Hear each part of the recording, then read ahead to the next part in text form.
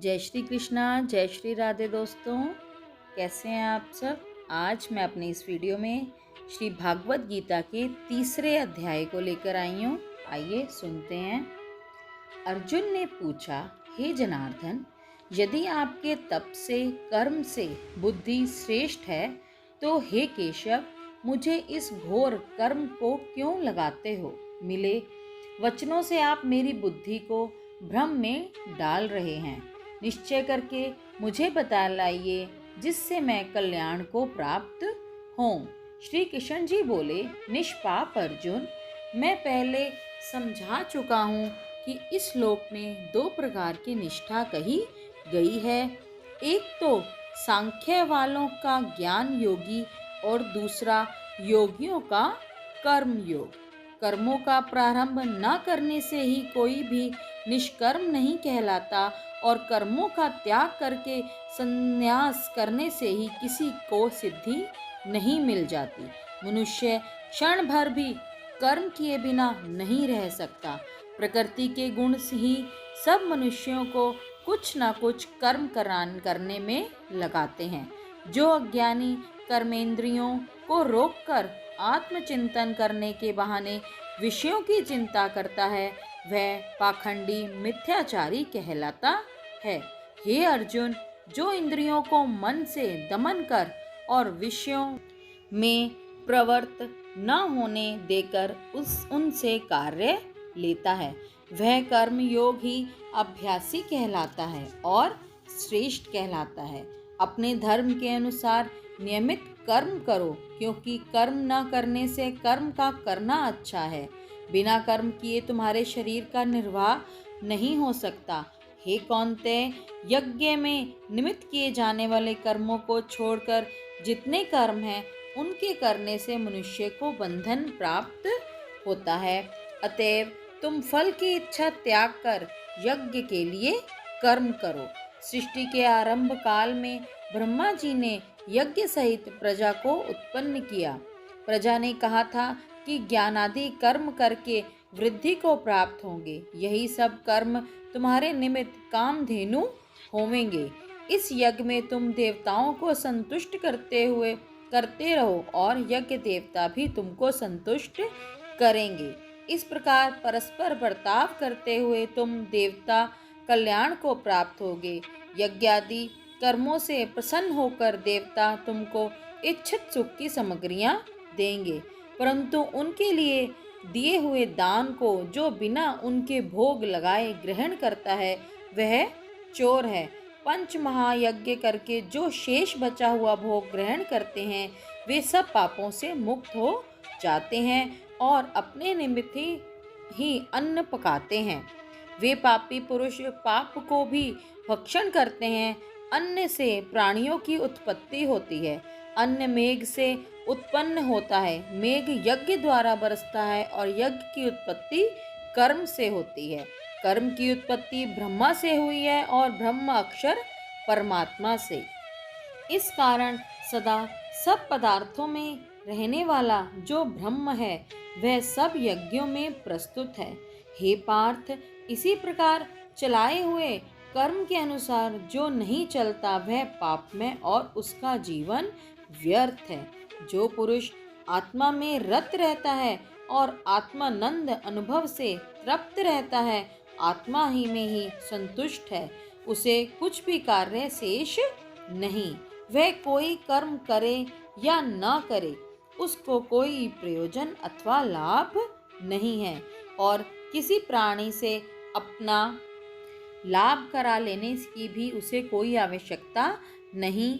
इसीलिए तुम भी फल की प्राप्ति की इच्छा त्याग कर कर्तव्य पालन करते रहो, क्योंकि फल की इच्छा त्याग कर कर्म करने वाला पुरुष मोक्ष को प्राप्त होता है। राजा जनक आदि ने भी कर्म सिद्धि पाई है। इसी प्रकार तथा लोक संग्रहण को देखते हुए भी तुमको कर्म करना उचित है।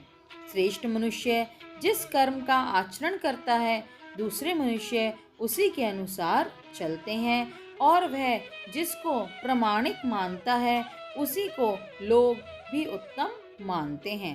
हे पार्थ, मुझको तीनों लोकों में कुछ भी कर्म शेष न रहा और न कोई अप्राप्त वस्तु प्राप्त करनी है, फिर भी मैं कर्म करता ही रहता हूँ।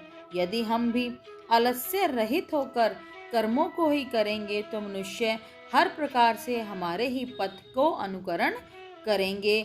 जो मैं ही कर्म न करूं तो सब लोग भी न करेंगे और सब नष्ट हो जाएंगे। इससे मैं ही वर्णासंकरी से उत्पन्न करने का हेतु बनकर प्रजा को नष्ट करने वाला समझा जाऊंगा। जिस प्रकार अज्ञानी फल की इच्छा करके कर्म करता है, वैसे ही फल की इच्छा ना करते हुए ज्ञानी भी को लोक शिक्षा की इच्छा करते हुए कर्म करना उचित है।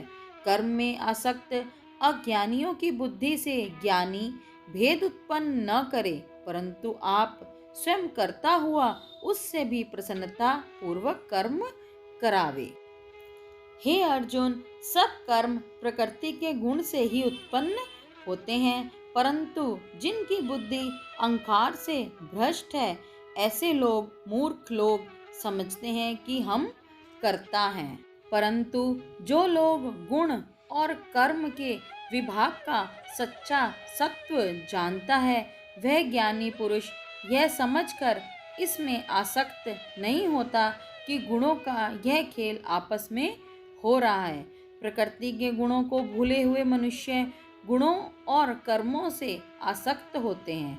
उन अल्पज्ञ मंदों को ज्ञानी पुरुष कर्म योग से चलायमान कर न करे। हे अर्जुन, अध्यात्म बुद्धि से सब कर्मों को तुम मुझ में अर्पण करके कर्म फल की आशा ममता इनको छोड़कर संग्राम करो।